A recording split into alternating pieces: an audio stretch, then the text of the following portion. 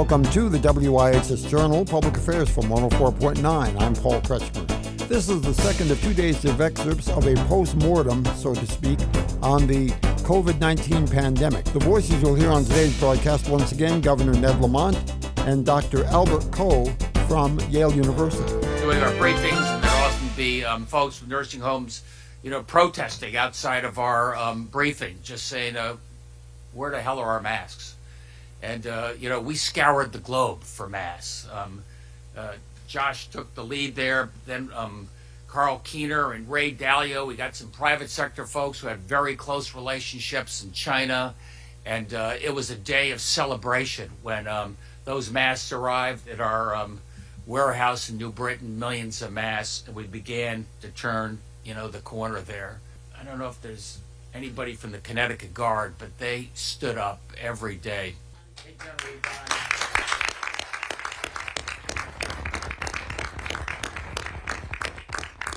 The Guard never stopped. They had just come from a mission in Djibouti, and I said, well, that's great, but we really need your help. We may need some field hospitals down near Stanford Hospital that may be getting overwhelmed. And by the way, we've got millions of masks arriving, and you've got to sort these and make sure we get them to people that really need them. So remember the Guard and give them a salute next time you see them for what that meant going forward. Masks are only good if we could get people to wear the masks. And we tried that, Manisha, Deirdre, and I, we did our best, Dr. Fauci, and said, you got to wear the mask. It's keeping you safe. It's keeping others safe. But we also thought that the masks were important. We needed to get other folks from the community to tell people how important it was and have different messages, trusted members. I mean, we had masks, and then we had testing, outside of our urban hospitals. So a minister could say, please come out.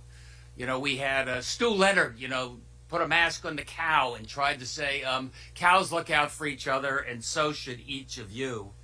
And I think we have we did a little competition to say who can come up with the best reason you should wear a mask to keep yourself safe and your neighbors safe.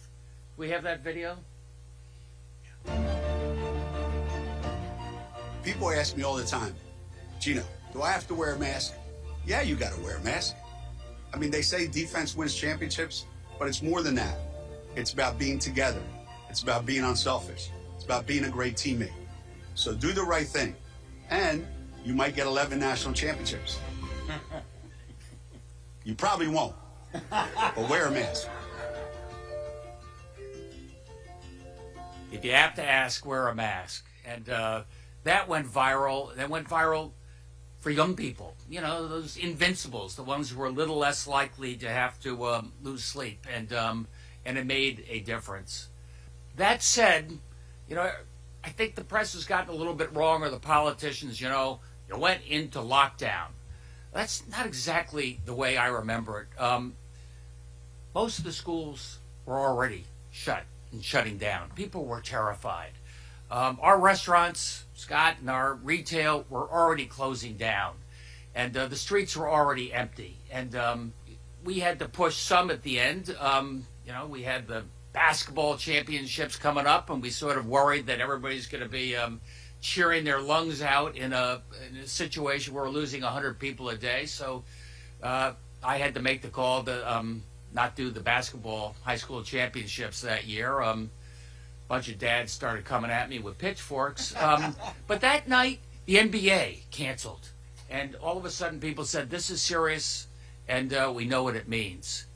And by April, just 6 weeks after that first infection, we started what we called the Reopen Committee. And the Reopen Committee was led by your very own Albert Coe on the healthcare side, Tom and a lot of other folks, leaders right here. And also a great friend of mine who I went to Yale Business School with, Indra Nooyi, who was head of Pepsi, because what we wanted to do was to reopen. But we wanted to reopen only if we could do it safely, and also make sure you feel like you can go back into that store or restaurant and do it safely. And Albert helped take the lead on what we tried to do there. And Albert, just loved it if you could give us a few reminiscences of what you remember from those times, and perhaps how we're better prepared going forward. Well, first of all, thank you, Governor, for inviting me to your press conference. Hopefully this will be the last one. But I remember as if it was yesterday, the first time we talked. It was a Saturday, April 11th, 2020, at the height of that first pandemic wave. I was actually in the morgue, right down the street, reviewing pathology slides of a fetus that was miscarried because of COVID. And when you called me, stepped out of the room, and you asked me to co-chair the Reopen Connecticut Advisory Group with Indra Nui. And we are really truly indebted to Indra, who can't be with us today, for her wisdom, her leadership skills, her experience as CEO of PepsiCo, which was really crucial in driving the plan for that early public response to the public health emergency. And in those 2 days, I remember it's between April 11th and April 13th when you announced the Reopen Connecticut Advisory Group. We mobilized the best and brightest from all sectors of Connecticut, from government, your office, business, education, community, our religious leaders, our rabbis, our priests throughout, but also our best scientists, people like Mahmoud Khan and Charles Lee at Jackson Laboratories, our own Harlan Krumholtz, Marcella Nunez-Smith, Linda Lorimer, and Rick Levin at Yale, among others. And I think if there's a lesson learned or a reflection to take home, it was, I think, your guidance and Indra's vision, but developing a plan that was grounded in principles based on social protection. First, prioritizing the health and safety of our citizens. Second of all, ramping up testing capacity and supply chains very quickly. I think we went from, Josh, like 200 tests a day to 20,000 tests a day within 3 or 4 months, so that our healthcare systems could provide the best care for our patients. And lastly, protecting the most vulnerable segments of our populations, those who are hit hard, especially during that first wave, where our Latino and our African American population died 5 times greater than our white population.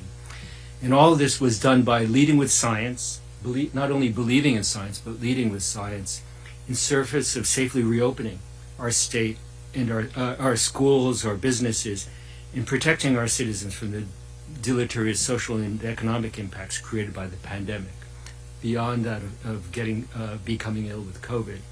And that plan set the stage for really the remarkable public health achievements that the state, and particularly the Department of Public Health, led by Deidre Gifford and Manisha Jutani, made.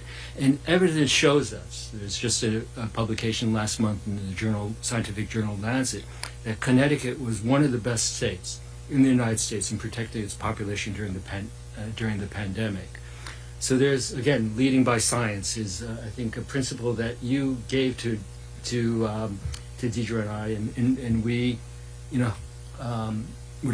embodied that vision that you gave us.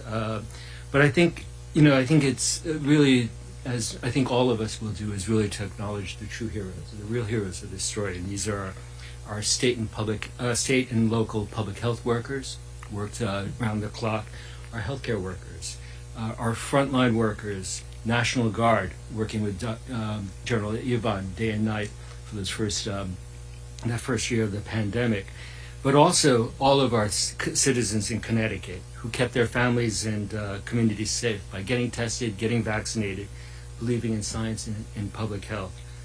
So again, it's been a privilege serving you and the state governor, and Indra and I would also like to thank all the members of the Reopen Connecticut Advisory Board for their really tireless efforts in that time of need.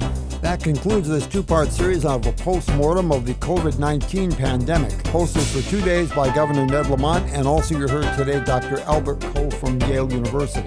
For further information, call us at 860-346-1049. 346-1049, area code 860. Thanks to CTN for their cooperation. The opinions expressed are those of the participants, not necessarily those of the staff or management of the station. I'm Paul Kretschmer. The WIHS Journal is public affairs from 104.9 WIHS.